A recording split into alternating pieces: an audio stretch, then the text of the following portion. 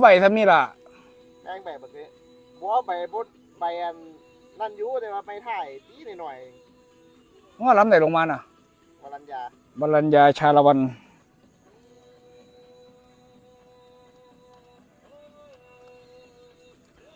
บรัญญาชาละวันลำนี้ จะได้เข้าเก็บเข้าพิพิธภัณฑ์แล้ว กระทรวงวัฒนธรรมเรียกเขื่อนอายุเรือลำนี้ครับ ตั้งแต่ปีพุทธศักราช 2557 จนมาถึงปี 2566 ก็ประมาณ 9-10 ปี1 2 3ไปแล้วเรือดีของค่ายเรืออายุเรือ10 ปีครับลำนี้